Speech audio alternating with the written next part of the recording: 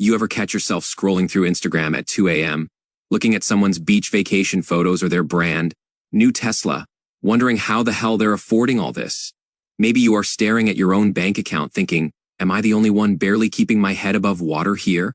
Well, I've got news for you that is either going to make you feel a whole lot better or scare you straight into fixing your finances. I am Leo, and I spend way too much time digging through financial data that most people would rather ignore.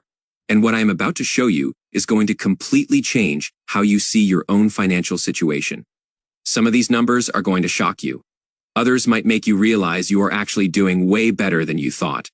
But all of them are going to give you a reality check about where you actually stand compared to everyone else. Here's what nobody tells you. Most of us have absolutely no clue what normal looks like when it comes to money. We see highlight reels on social media and assume everyone else has their financial lives figured out. We avoid looking at our own numbers because ignorance feels safer than reality. And meanwhile, we're all out here making financial decisions in a complete vacuum, with no idea whether we're crushing it or completely screwing ourselves. So let's rip off the Band-Aid and look at what the average person's finances actually look like. Because once you see these numbers, you can't unsee them, and that is when you can actually start making better decisions. Let's start with the most basic question. How much money is the average person actually making? According to the Bureau of Labor Statistics, the median weekly earnings for a full-time worker came in at about $1,065.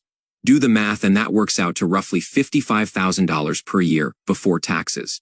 Not terrible, right? I mean, $55K sounds like you should be able to live a decent life on that income. But here is where reality starts to bite. That $55,000 is before Uncle Sam takes his cut. After federal taxes, state taxes, Social Security, Medicare, and whatever other deductions come out of your paycheck, you are probably taking home somewhere between $38,000 and $42,000, depending on where you live. Suddenly, that number doesn't look quite as comfortable, does it? So the median worker is bringing home maybe $3,500 per month after taxes. Keep that number in your head because we're going to come back to it. And remember, this is individual income we're talking about, not household income. If you've got a partner who is also working, obviously your household numbers would be higher. But for a single person, $3,500 a month is what half the country is living on, or less. Now, before we go any further, let me ask you something. When you think about retirement savings, what do you picture? Maybe you imagine the average person has some kind of reasonable nest egg built up, right? Like surely most people have been putting away money for when they can't work anymore. Hold on to your wallet, because this is where things get absolutely wild. The median amount that Americans have saved for retirement is $65,000. Total, that is not per year. That is everything they've managed to save across their entire working life. And before you start feeling too good or too bad about that number, here is the real kicker. About 25% of Americans don't even have a retirement account at all. 1 in 4 people you meet has literally $0 saved for retirement. They're planning to rely entirely on Social Security, which we'll get to in a minute. But spoiler alert, it is not great. Let me break down what that $65,000 median actually looks like across different age groups, because these numbers are genuinely disturbing. People under 25 have a median retirement balance of less than $2,000. Okay, fine. If you are 23 and just graduated college, having a couple grand saved isn't the worst thing in the world. You are just getting started. But then we get to the 25 to 34 age group, and the median balance is only around $15,000. These are people who've been working for potentially a decade, and they've got $15,000 saved for a retirement that could last 30 years or more. Think about that math for a second. If you retire with $15,000 and need to make it last 30 years, that is $500 per year. That is $42 per month to live on. Good luck with that. By the time people hit 65 and older, the age when they're actually retiring, the median balance climbs to about $90,000.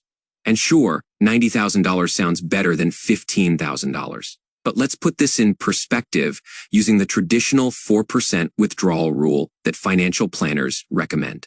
If you've got $90,000 saved and you withdraw 4% annually to make it last, you are pulling out $3,600 per year. That is $300 per month.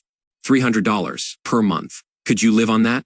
Even if you own your home outright and have zero mortgage payment, $300 wouldn't cover your groceries, utilities, healthcare, and everything else you need.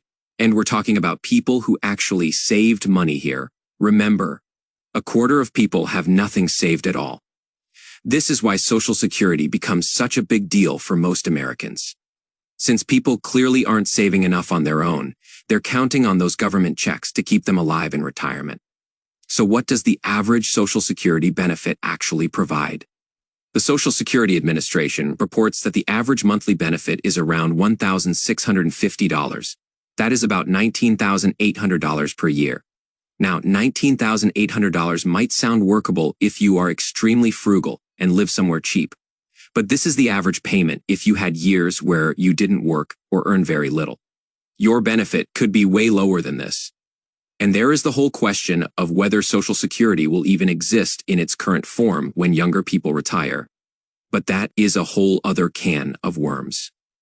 Here's what kills me about this situation.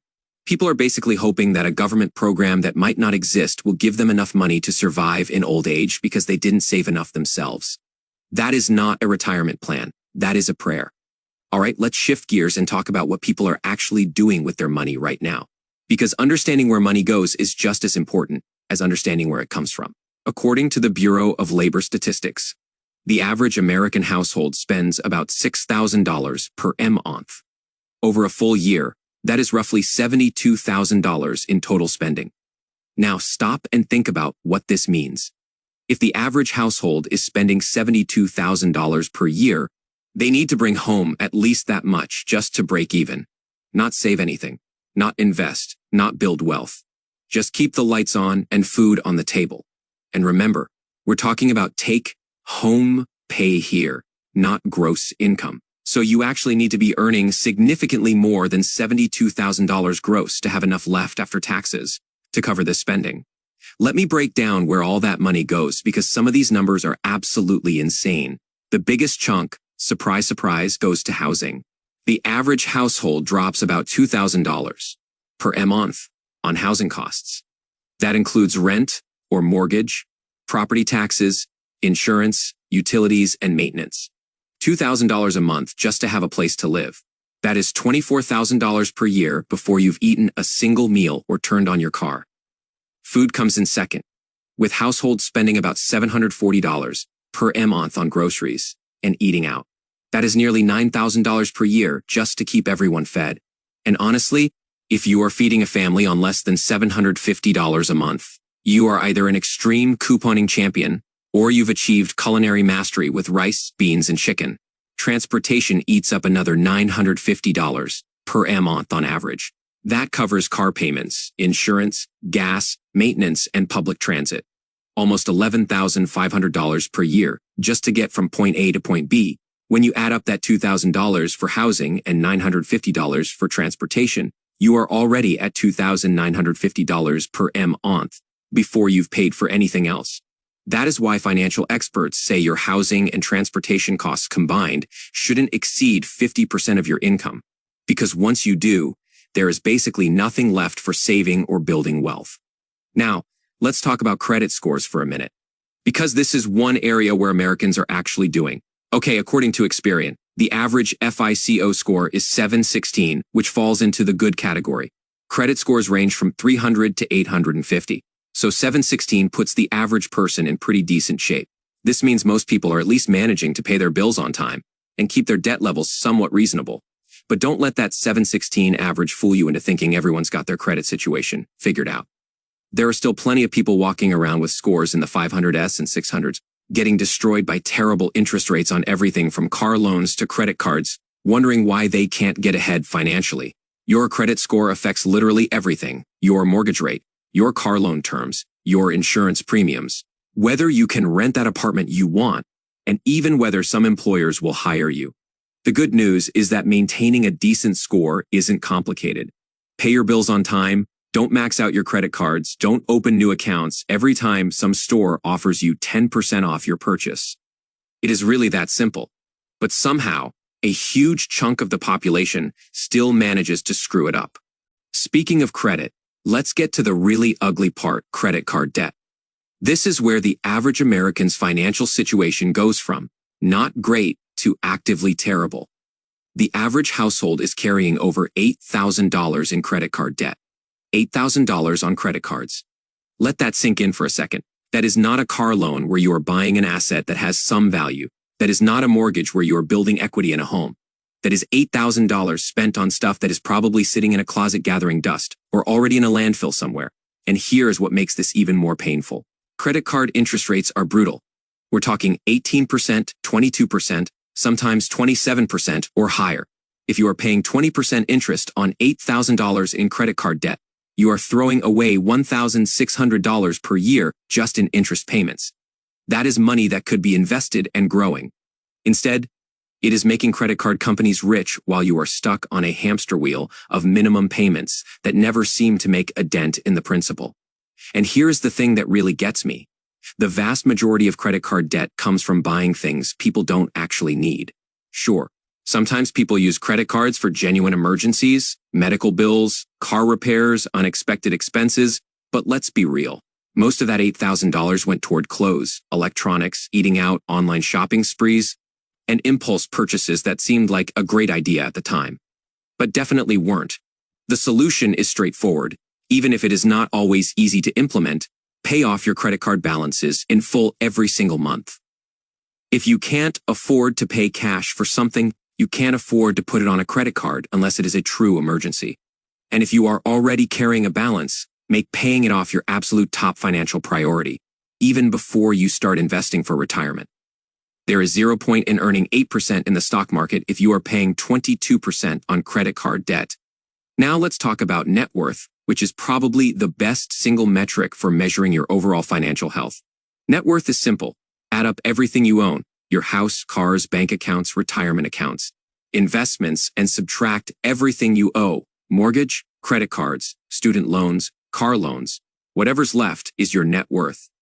According to the Federal Reserve, the median net worth for American households is about $121,000. But just like with retirement savings, this number varies wildly by age, and some of these breakdowns are genuinely shocking. If you are under 35, the median net worth is only $13,000. Now, if you are 25 and just starting your career, having $13,000 in net worth isn't terrible. But if you are 34, potentially 12 plus years into your working life, and you are still sitting at $13,000, you might want to have a serious conversation with yourself about your financial trajectory. The 35 to 44 age group does better with a median net worth of $92,000. People aged 45 to 54 hit $168,000.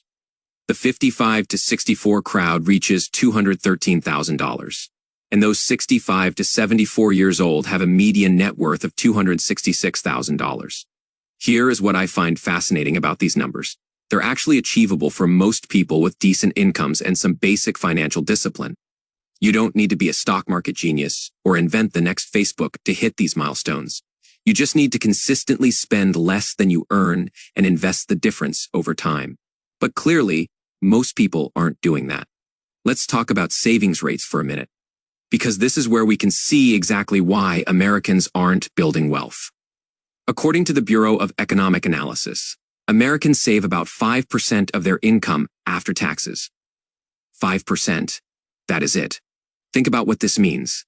If you are saving 5% of your income, and some of that needs to go toward shorter-term goals like buying a car or saving for a down payment on a house, there's basically nothing left for long-term wealth building. The average down payment on a home is $60,000. The average new car costs over $48,000.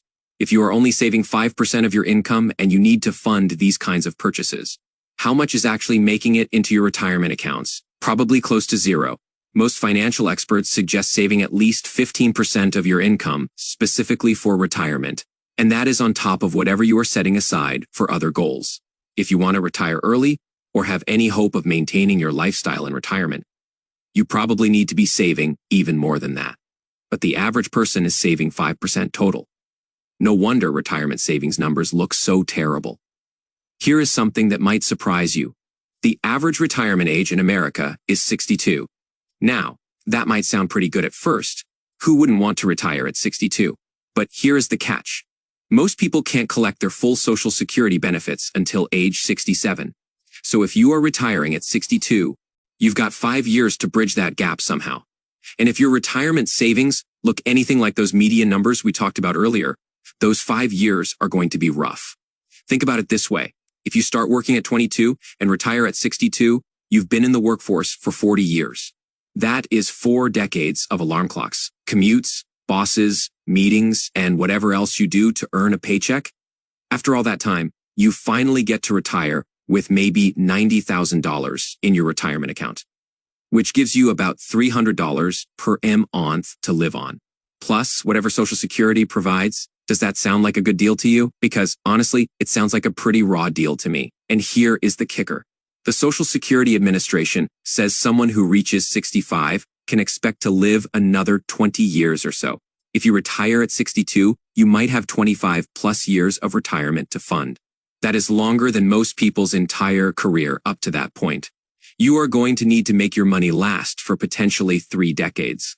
How many of those years will you be healthy enough to actually enjoy? At 62, you are probably still in pretty good shape. But what about at 72 or 82? Time catches up with everyone eventually. This is why understanding these financial statistics isn't just about satisfying curiosity or comparing yourself to others. It is about recognizing that the average person's approach to money fundamentally isn't working. When the typical American has less than $90,000 saved for retirement, is carrying $8,000 in credit card debt, saves only 5% of their income, and plans to retire at 62, hoping everything works out. Something is seriously broken. But here's the good news. And this is why I wanted to lay out all these numbers for you. Once you know what average looks like, it becomes crystal clear how to do better than average. And doing better than average doesn't require some secret formula or insider knowledge that only rich people have access to. If you are consistently saving more than 5% of your income, you are already ahead of most people. If you are avoiding credit card debt, you are way ahead of the game. If you actually understand what you are investing in and you are putting money into retirement accounts regularly, you are lapping the competition. The reality is that beating these statistics is pretty achievable with some basic financial discipline. You don't need a 6-figure salary or an inheritance from a rich relative. You just need to be more intentional about your money than the average person. And frankly, that bar is set extremely low. Think about it this way. If the average household spends $6,000 per month, and you figure out how to live comfortably on $5,000, you've just freed up $12,000 per year for savings and investments. Do that consistently for a couple decades and you'll be in a completely different financial league than most of your peers. The same principle applies across all these statistics. Earn a bit more than $55,000. Save more than 5%. Avoid credit card debt. Invest consistently in low-cost index funds. Do these things and you'll retire with way more than $90,000. Probably enough to actually enjoy your retirement instead of just surviving it. What I find most interesting about all this is the gap between what people say they want and what they actually do. Everyone says they want financial security. Everyone says they want to retire comfortably. Everyone says they want to stop worrying about money, but the average person's behavior doesn't match up with these goals at all. Maybe that is because most people don't know what average actually looks like. They assume everyone else has their act together, so they don't feel any urgency to change their own habits, or maybe they know they should be doing better but don't know where to start, or think it is too late to make a difference. If you are watching this and some of these statistics hit a little too close to home, don't panic. The fact that you are here trying to understand your financial situation already puts you ahead of most people. The majority of folks never even take the time to figure out where they stand or what they need to do differently. The key is to use these numbers as motivation, not as an excuse to give up. If you are 35 with $13,000 in net worth, you are not doomed. You've got 30 plus years to get it right. And that is plenty of time. If you start making better decisions now, and if you are already doing better than these averages in some areas, don't get complacent. Maybe you've got a solid credit score and no credit card debt, but your retirement savings are behind. Or maybe you are great at saving, but you are keeping it all in a checking account earning nothing instead of investing it for growth. Here is the bottom line. These financial statistics should be eye-opening, but they should also be empowering. When you know what normal looks like, you can make informed decisions about whether you want to be normal or whether you want something better. Personally, I think you deserve better than retiring at 62 with $90,000 and hoping Social Security doesn't run out. You deserve better than carrying credit card debt and blowing every dollar you earn. You deserve the peace of mind that comes with having your financial house in order. These statistics show us where the average person ends up, but they don't have to define where you end up. Use them as a starting point, not a destination, because once you understand what most people are doing with their money, it becomes pretty obvious how to do something different and get way better results. The choice is yours. Stay average and hope everything works out, or make some intentional changes and actually build the financial life you want. I know which option I'd choose if this opened your eyes to where you actually stand financially. Hit that like button and subscribe. I break down money topics like this every week to help you stop being average and start building actual wealth. Let's figure this out together. I am not a financial advisor, mortgage expert, or licensed financial professional. The content on this channel represents personal opinions only and is intended for educational and entertainment purposes. Please conduct your own research and seek professional guidance before making any major financial decisions. See you next time.